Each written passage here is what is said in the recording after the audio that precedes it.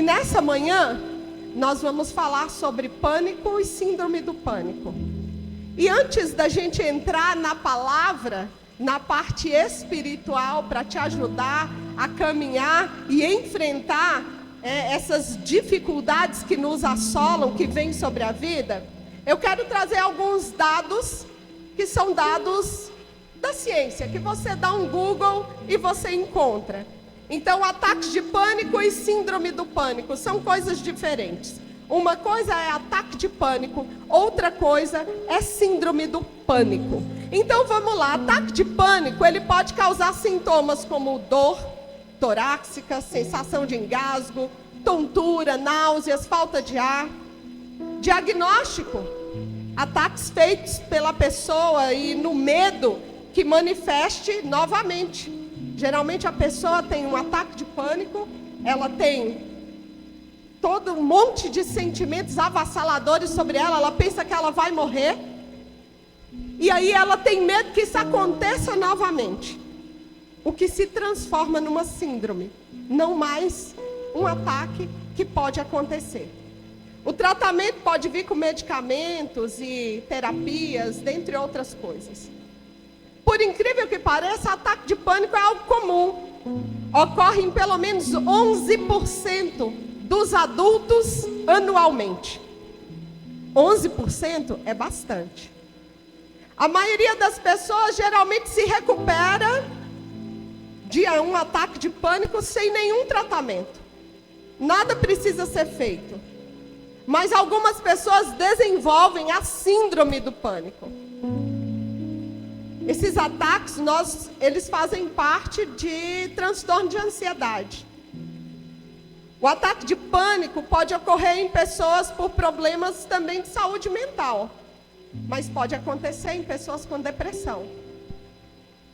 Alguns ataques vêm em resposta a alguma situação específica, um acidente, uma morte, alguma coisa que pode desencadear um medo aterrorador, um medo muito grande. A síndrome do pânico, ela vai estar presente quando a pessoa se preocupa em ter outros ataques de pânico. Ou então ela modifica seu comportamento para tentar evitar as crises. A síndrome do pânico, ela ocorre em 2 a 3% da população anualmente. Mulheres têm 2 vezes mais propensão para desenvolver a síndrome do pânico. O que acontece num ataque de pânico?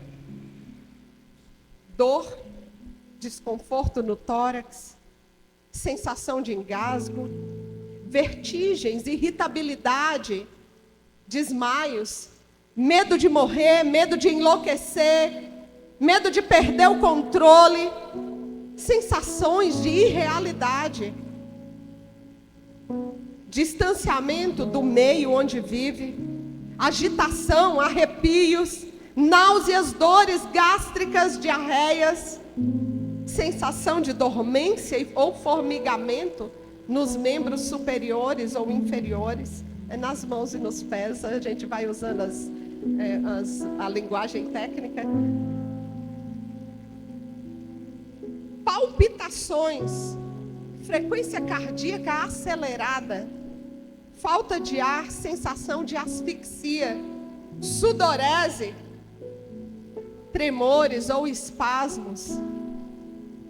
É interessante que qualquer que sejam esses sintomas, eles podem acontecer em diversas doenças. Então, em geral, quando uma pessoa tem um ataque de pânico, não dá para saber se é um ataque de pânico ou se ele está tendo um AVC, um infarto, dentre outras doenças que podem ocasionar. Um ataque de pânico, ele vai conter, no mínimo, 4 desses sintomas que eu falei. E precisa ser cuidado. Ou com antidepressivos, ansiolíticos, com terapias. psicoterapias, incluindo às vezes até a exposição do medo. Há uma linha de tratamento onde você é incentivado a vencer o seu medo enfrentando o medo. Tá? Meio maluco isso, né?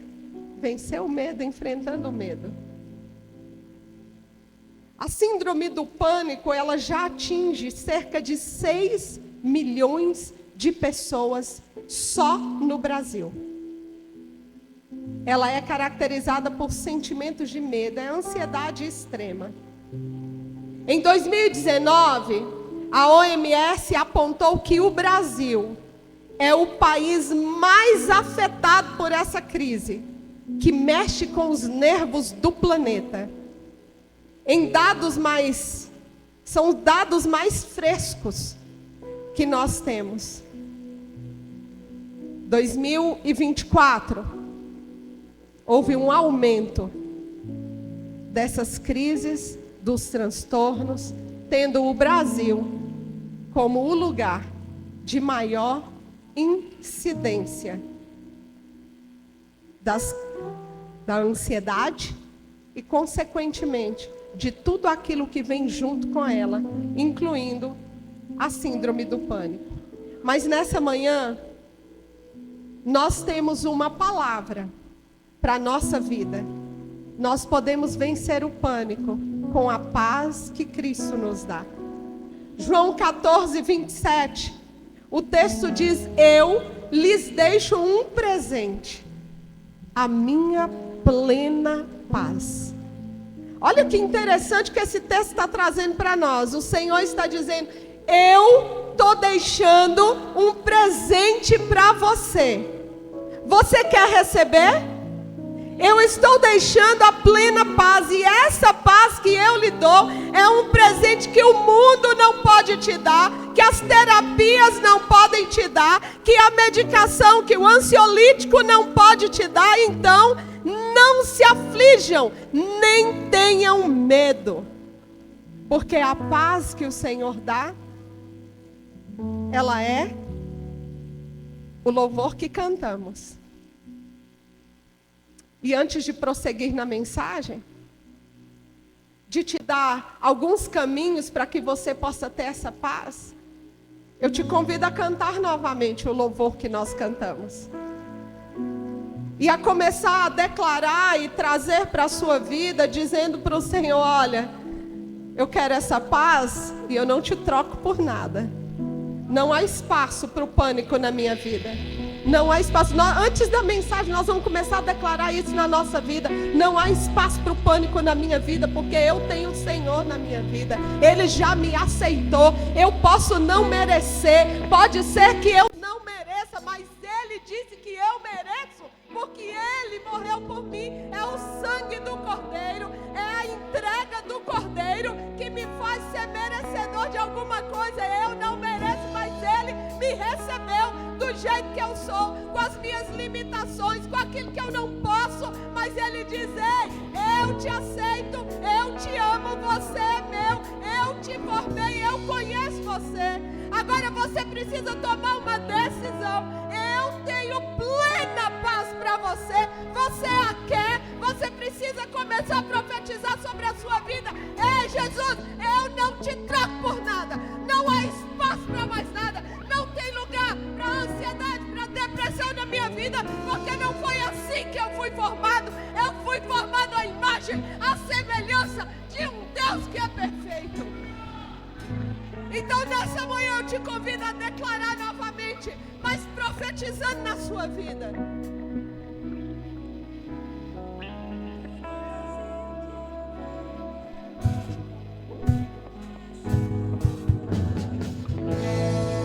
Eu não te troco por nada, não há espaço pra mais nada. Todo vazio que havia em mim, hoje é sua morada. E a minha alma buscar, e nada me condenar. A tua presença é o que faltava em mim. Minha vida foi transformada.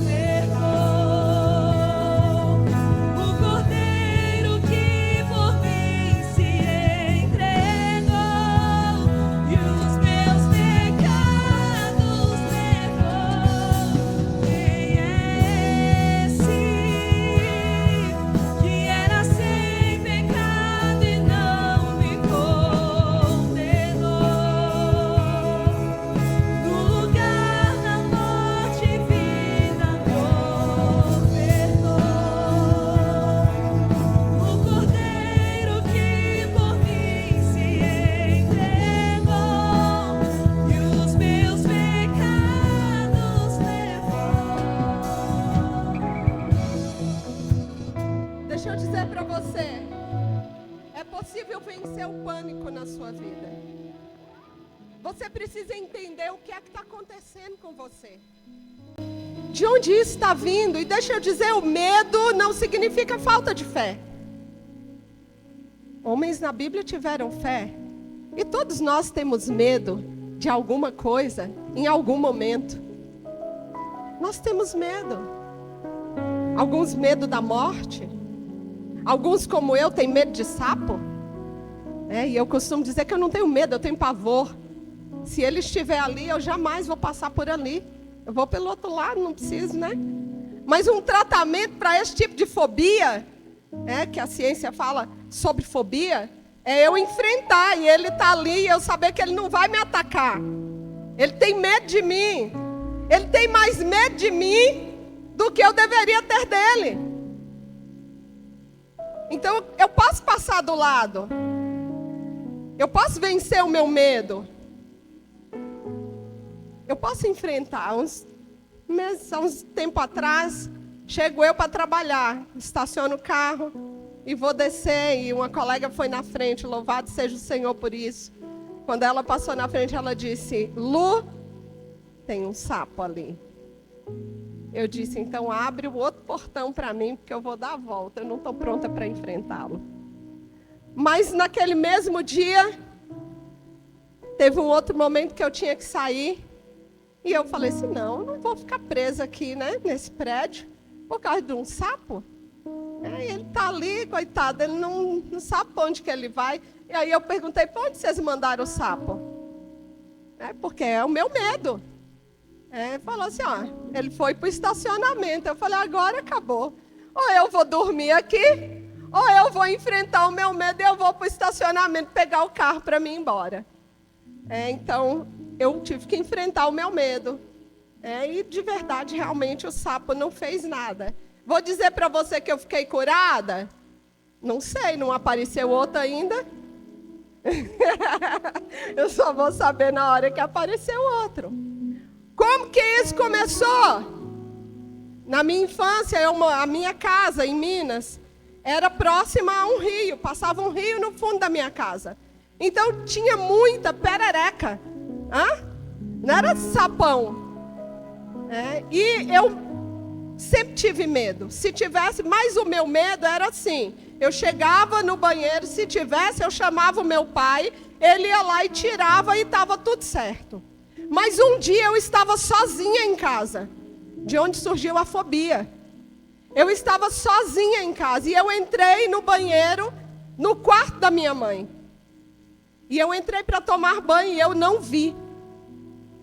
E quando eu vi, foi ela pulando em mim. E eu dei um grito tão grande que a minha tia morava do lado. O meu primo veio correndo para saber o que era. E aí eu falei com ele: lá. E eu saí. E a partir daí, o meu medo aumentou. Lembra que eu falei no início que todo pânico, todo pavor, todo medo exacerbado, ele acontece a partir de algum acontecimento. E quando você começa a entender como que isso aconteceu, quando que isso começou, eu também começo a vencer o meu medo. Eu começo a vencer as minhas limitações. O pastor ministrou aqui semana passada, ele falou a respeito de Elias em 1 Reis 19. E disse que Elias sentiu tanto medo de morrer, que ele pediu para morrer. Olha que interessante. Ele sentiu tanto medo de morrer, e por medo de morrer ele fugiu. Mas nessa fuga, ele pede o quê? Para morrer. É lógico isso? Não, é ilógico. Isso são sintomas de pânico. O medo produzindo medo. Eu tenho medo e eu fujo daquilo que me dá medo, mas eu peço para viver exatamente aquilo de que eu tenho medo. Foi isso que Elias fez.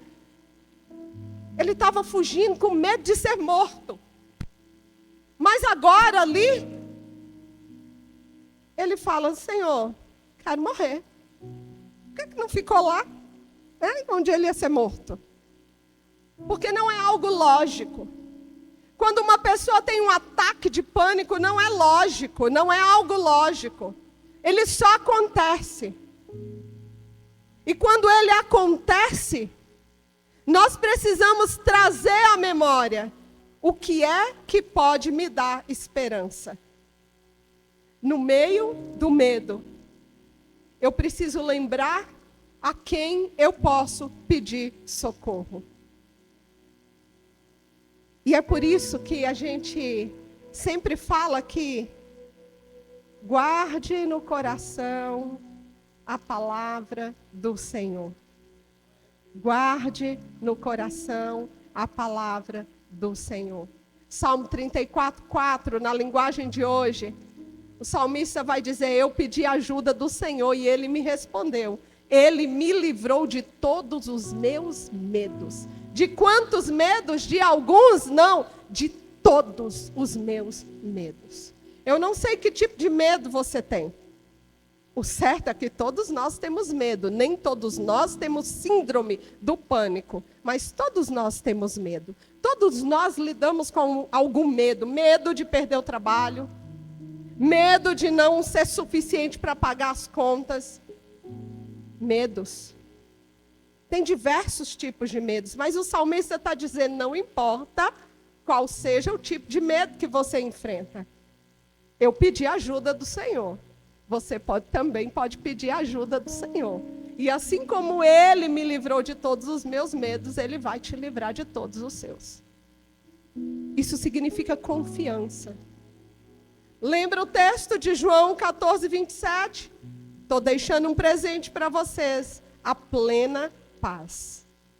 Então, quando eu entendo o que acontece comigo, quando eu entendo o que é que está acontecendo, quando eu busco, e eu quero que fique claro para vocês, eu não estou dizendo que a sua busca é apenas espiritual, porque eu comecei dizendo que nós temos ministrado aqui que o homem é um ser integral, corpo, alma e espírito. Nós buscamos espiritualmente, mas nós buscamos dentro da medicina, porque quem capacita o homem para ser um cientista e um médico é Deus. A sabedoria vem dele, a capacitação vem dele. Então, se existem medicações que podem me ajudar, eu vou tomar. Eu vou tomar, e ontem a gente falava sobre isso na cozinha, enquanto fazia o café para os líderes, e a gente brincava e a gente dizia assim, olha, eu posso estar tomando uma medicação agora. Eu posso estar com alguma enfermidade agora, mas ela não me pertence. Ela não me pertence. Eu tomo a medicação, mas eu tomo profetizando. Eu tomo profetizando. Vou ficar curado. Eu tomo profetizando, vai estabilizar. Porque eu creio que eu fui formada, perfeita, a imagem e semelhança. E que Ele levou sobre si todas as minhas dores, todas as minhas enfermidades. Eu creio nisso. Não exclui que eu faça o tratamento, seria boba.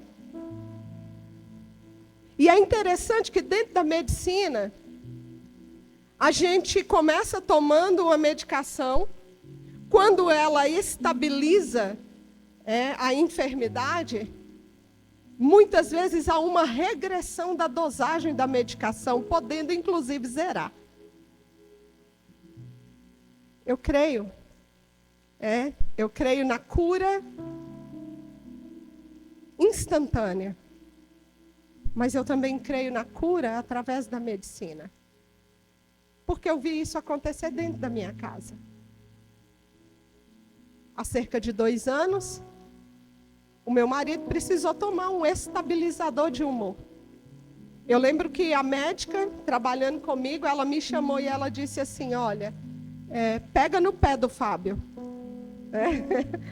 Pega no pé do Fábio. Eu falei assim, por quê? Porque se ele não tomar, ele vai ter um infarto. Ele está extremamente ansioso. Ele está muito agitado. E aí eu peguei no pé dele. Porque sempre tem resistência.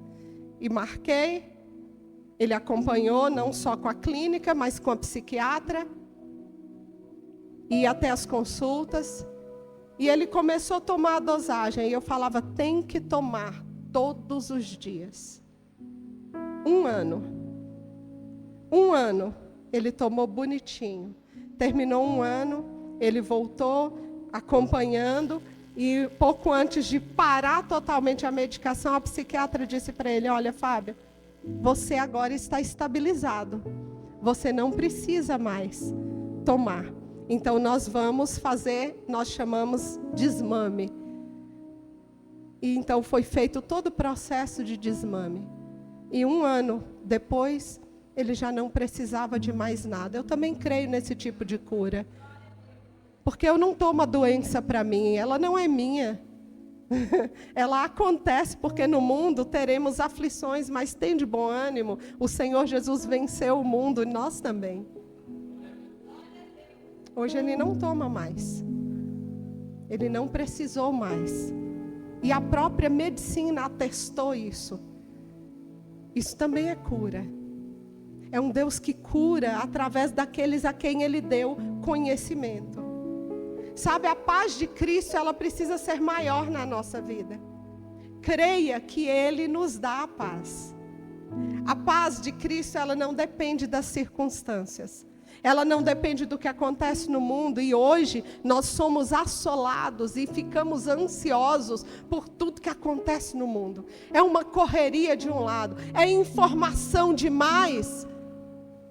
Ouvi um podcast da filha do Douglas com o pastor Josué. E ela é uma adolescente, uma menina adolescente, e ela começou a dizer, sabe o que me dá aflição? Me dá aflição ver crianças de 8, de 10 anos, o tempo todo, rolando tela. E nós temos uma geração de crianças ansiosas. Porque se ela não tiver a tela para rolar, ela olha para a gente e ela fala assim, mas não tem nada para fazer? Não tem nada para fazer, o que eu vou fazer? Tem tanta coisa para ser feita. Tem jogos de tabuleiro para serem jogados, para as famílias sentarem à mesas. Tem quebra-cabeça para ser montado. Tem livros para serem lidos. Tem amigos para se relacionar. Tem brincadeiras para serem retomadas. Conversas para serem retomadas. Todas essas coisas aliviam o estresse. Tem oração para ser feita. A neurociência já comprovou que a vida de devoção, de oração, a participação no meio, numa comunidade, reduzem nível de estresse. Olha que tremendo. Se você começar a buscar e a ter um tempo de oração, você vai ter reduzido seu nível de estresse.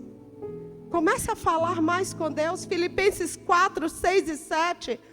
O texto vai dizer, não vivam preocupados com coisa alguma. Em vez disso, orem a Deus pedindo aquilo de que precisam. E agradecendo a Ele por tudo. Olha, para aqui, perceba. Sua preocupação não vai trazer a solução. Já pensou sobre isso? Eu sou bem racional. Então eu quero que você pense conscientemente. A sua preocupação não traz solução.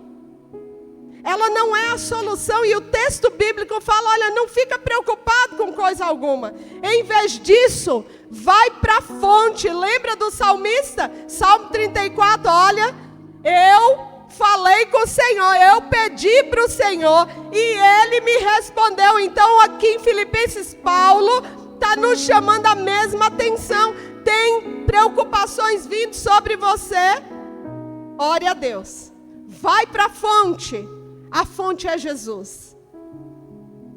A fonte não é você se trancar no quarto. A fonte não é você parar de frequentar, de ir às reuniões na igreja. Não é a fonte. A fonte é a oração, é Jesus. Vai para a fonte, vai para o remédio, vai para o médico dos médicos. Aí Paulo vai dizendo: orem a Deus pedindo aquilo de que vocês precisam. E logo depois que vocês orarem, agradeça a Ele por tudo que Ele já fez. A gente lembra de Jeremias. Quero trazer à memória o que me pode dar esperança. Eu não posso me deixar sucumbir nos medos, no pânico, nas dores. Eu preciso voltar os meus olhos para aquilo que pode me dar esperança. Eu olho para a cruz. E aí Paulo continua dizendo: então, olha que legal, orem, agradeçam, e então vocês experimentarão a paz de Deus, que excede todo entendimento, e que guardará o seu coração e a sua mente em Cristo Jesus. Ei, Ele é a fonte. Ele é a fonte. É por isso que eu disse para você: olha, cante de novo. Ei, eu não te troco por nada. Não há espaço para mais nada na minha vida. Eu vou olhar para Cristo. Está difícil, estou desempregado, está difícil, eu vou orar e eu vou olhar para Cristo. Ele é o meu ajudador. Ele é que vai me sustentar. Ele é o Jeová Jireh. Eu trago à memória a palavra do Senhor. É por isso que eu preciso ler a palavra, para que eu possa orar a palavra. Aí eu começo a lembrar das promessas do Senhor. Ah, se você é fiel a mim, eu não deixarei que nenhum dos meus filhos passem necessidade. Eu vou suprir tudo quanto eles necessitam. E aí eu começo a trazer a memória. Trazer a memória o que Ele já fez na minha vida. Ah, lembra lá como é que era, mas eu provia. Lembra lá no início do casamento, quando não tinha dinheiro para comprar um marmitex, mas eu mandava alguém. Você lavava um carro e o dinheiro da comida vinha. E você podia ir lá e comprar e comer e não passava necessidade. Lembra quando colocou como propósito: não, eu quero investir no meu casamento e eu não quero perder nenhum encontro de casais na minha igreja, e que você não tinha dinheiro na véspera do encontro, mas Deus mandou um trabalho que pagou antecipado e era exatamente o valor do encontro. Aí você começa a trazer à memória aquilo que te dá esperança. E aí você começa a reconhecer a grandeza de Deus. E aí o nosso problema fica pequenininho diante daquele que é maior sobre todas as coisas. O mundo não pode nos dominar. As situações do mundo não podem nos aprisionar. Nós precisamos então aprender como é que nós reagimos durante a crise. Entrou numa crise de pânico. Respire fundo. Uma das coisas que todo cristão precisa ter chama-se domínio próprio. Nós temos orado, nós buscamos demais o dom de língua, mas buscamos de menos o dom de domínio próprio. E não estou desmerecendo o dom de línguas, mas todos os dons são importantes, precisamos buscar todos. Domínio. Senhor, me dê domínio próprio, para dominar a mim mesmo, porque a pessoa mais difícil de ser dominada sou eu. Respire. Traz à memória textos bíblicos. Relembre quem Ele é. Quem é o Senhor da sua vida. O Senhor é o meu pastor e de nada tenho falta. Ele me faz repousar, Ele é o meu Senhor. Ah, se eu clamar a Ele, Ele vai me ouvir. Se eu buscar a Ele, Ele vai me ouvir. Eu tenho confiança nele. Ele é aquele que está comigo, que não me deixa. Se eu passar pelo fogo ou se for pelas águas, não importa. Ele me sustenta. Ele me toma pela mão, Ele não me deixa submergir. E você começa a trazer a memória. E você começa a trazer a memória. Salmo 56, 3 e 4, o salmista vai dizer: quando eu ficar com medo, hei de confiar em Ti, em Deus, cuja palavra eu exalto. Nesse Deus ponho a minha confiança, e nada temerei. Que me pode fazer um mortal? que me pode fazer o homem? O que me pode fazer as políticas? A minha vida está nas mãos do Criador. Eu confio nele, eu espero nele. E nós vamos trazendo à memória a palavra do apóstolo Paulo. Ei, eu já estou com a vida ganha. Se eu viver, bom demais. Se eu morrer, fantástico também, porque estarei na glória com o Pai. Por que me angustia tanto? Porque essa angústia, se eu já sei qual é o meu futuro? Porque a angústia de não saber o que acontece amanhã, ela pode trazer desconforto e dores.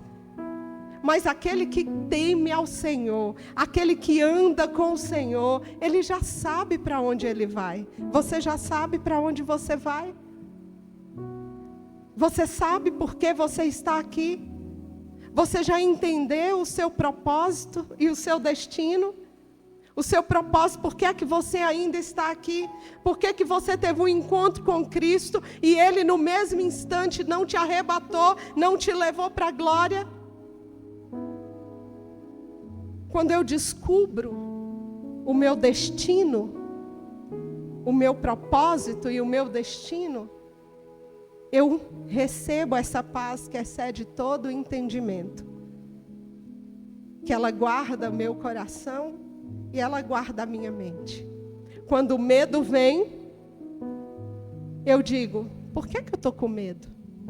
Por que esse temor está querendo tomar conta de mim? Não, negativo. Ele não vai tomar, porque eu tenho um Deus que cuida de mim. Eu tenho um Deus que me guarda. Eu tenho um Deus que me criou para prosperar. Por que eu estou preocupado? Me mandar embora da empresa? É porque o Senhor já tem uma porta melhor aberta para mim. E eu estava preso aqui, a minha visão estava fechada. Deus abre os meus olhos para que eu possa ver o que o Senhor tem para a minha vida. De repente Deus está te chamando, dizendo, olha, é para você ser um empreendedor, mas você está preso naquilo ali. Então o Senhor age e você então fica livre daquele que te prende. E agora você tem medo. Medo de quê? O Senhor é aquele que vai à sua frente. Ele é o nosso general. Ele luta as nossas guerras, as nossas batalhas. Bem-aventurado aquele que teme ao Senhor e anda nos seus caminhos. Esse será guiado por Ele, cuidado por Ele, direcionado por Ele. Construa uma vida com uma mente renovada. Texto de Paulo, Romanos 12, 2, nos chama a atenção para não imitar o comportamento e os costumes deste mundo que nós vivemos. Mas deixem que Deus os transforme por meio de uma mudança em seu modo de pensar. Metanoia, pensar diferente. Eu não penso igual ao mundo. Para o mundo, uma morte é o fim. Para o reino, uma morte é o começo da eternidade. Para o mundo, acabou. Mas no reino de Deus, começou. Um novo tempo. Então, deixe que Deus transforme por meio de uma mudança em seu modo de pensar. A fim de que experimentem, olha aqui, a frase que eu gosto, né? A fim de que experimentem a boa, agradável e perfeita vontade de Deus para você. Então é uma mudança, crie hábitos saudáveis. Atividade física, boa alimentação, tempo para oração, para a leitura da palavra. Estudos vão dizer que 21 dias você fazendo a mesma coisa vira hábito. Depois de 21 dias, você pode se dizer, bom, agora depois de 21 eu vou para 42. 84. Até que seja tão natural para você. Porque algumas pessoas, os estudos também dizem isso, que algumas pessoas precisam mais do que 21 dias. Então eu não sei em qual desses vocês se enquadram. Talvez sejam só 21 dias de prática e você vai criar um novo padrão neural e vai estar tudo certo. Mas talvez você precise mais que 21 dias. Então, chegou 21 dias, não pare, continue. 42 dias, não pare, continue. Quando você perceber, já foram 365 dias no ano. E já foi um ano. Quando você perceber, já foram mais de 600 dias. Aleluia! O Senhor continua fazendo milagres.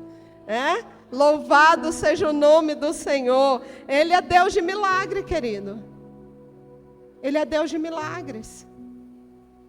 Hoje Ele nos privou da tecnologia em boa parte do culto. Para nos ensinar. Para nos dizer que nós temos que adorá-lo sem telão.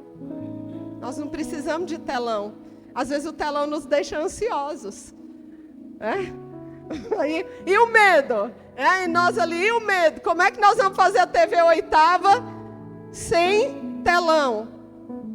Nós temos um Deus que nos capacita e que nos dá graça. Até telão apagado é mensagem para ser pregada para nós. Porque você talvez precise desligar o seu WhatsApp para que você possa ouvir de fato a voz de Deus, para que você possa adorá-lo. Tinha louvor que a gente não sabia a letra, né? Porque nós já estamos tão acostumados. O pastor falou no início: e quem não trouxe Bíblia hoje? Quem não trouxe Bíblia hoje? Tá ruim, Então nós precisamos ser despertados para trazer a memória. A nossa esperança não é a tecnologia, não é a IA. A nossa esperança continua sendo Jesus. E nós vamos adorá-lo independente das circunstâncias. É bom, é ótimo adorá-lo com o telão. E nós somos aqui a favor da tecnologia. A tecnologia nos leva e nos faz entrar em lugares onde nós nunca pisaremos. Então nós queremos sim investir na nossa mídia, na tecnologia. Precisamos ter uma tecnologia de qualidade, mas sobretudo, nós não podemos perder de vista aquele que é tudo em nós. Aquele que nos cura, aquele que nos lava, aquele que nos redime.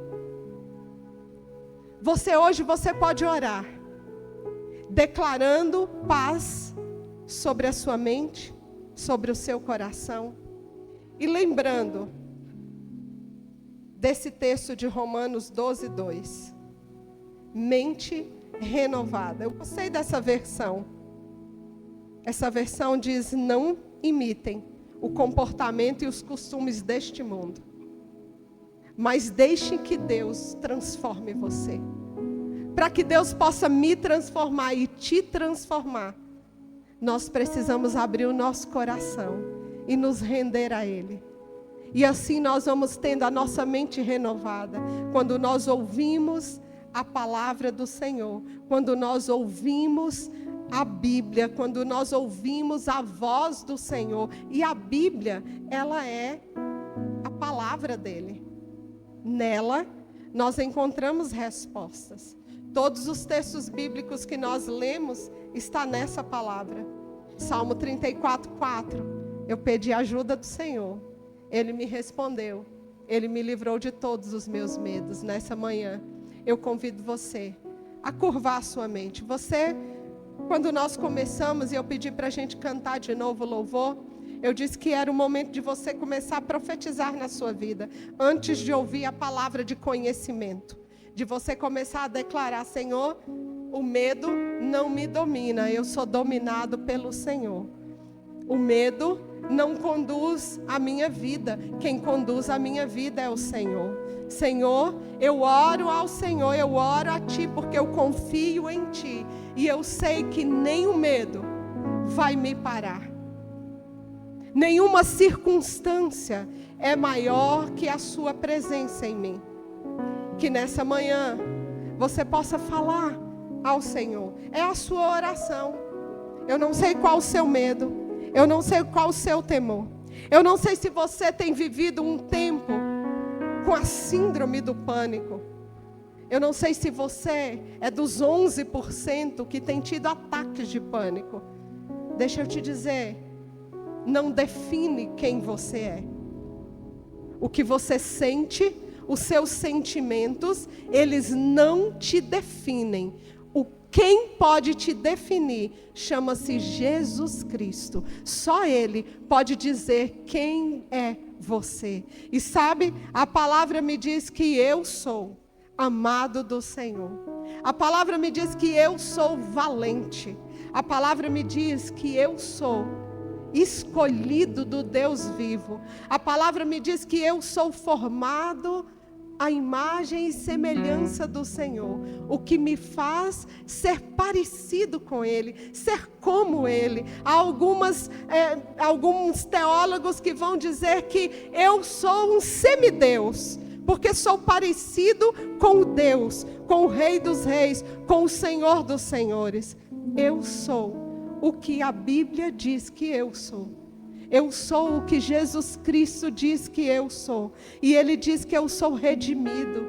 Ele diz que eu sou lavado. Ele diz que eu sou próspero. Ele diz que eu posso todas as coisas nele, porque é Ele quem me fortalece. Então eu não sou um fraco, eu não sou uma fraca, mas eu sou uma forte, alguém que caminha com o Senhor e que vence cada batalha que a vida traz. Eu tenho a minha mente renovada na palavra do Senhor, e a palavra diz que eu posso ter esperança, porque Ele vai voltar e Ele vai me levar para junto dEle. A palavra diz que eu não preciso temer a enfermidade, porque Ele levou sobre si as enfermidades, e se eu não for curado aqui, serei na eternidade, porque lá não haverá enfermidade, nada impuro entrará nos céus. Mesmo que aqui no reino terrestre eu viva uma vida doente, com doenças no corpo, eu permanecerei santificado, purificado e forte no meu espírito e na minha alma, porque eu sei para onde eu vou. E onde eu vou só haverá alegria. Não haverá choro, não haverá ranger de dentes, mas haverá a presença do Senhor. E a presença dEle, ela cura. A presença do Senhor, ela liberta. A presença do Eterno nos dá novo fôlego de vida. Eu não sei o que você tem enfrentado, mas eu sei, como Jó declarou, que o meu Redentor vive. E Ele tem o controle sobre todas as coisas e todas as áreas da nossa vida. Ele nos sustenta. É por isso que numa manhã como essa, nós chegamos para em unidade dizer: ei Jesus, eu sei que quando o Senhor morreu na cruz, eu fui sarado, eu fui liberto, eu estava perdido, mas eu fui encontrado pelo Senhor. E agora não vivo mais eu, mas Cristo vive em mim e através de mim. O alarme já tocou.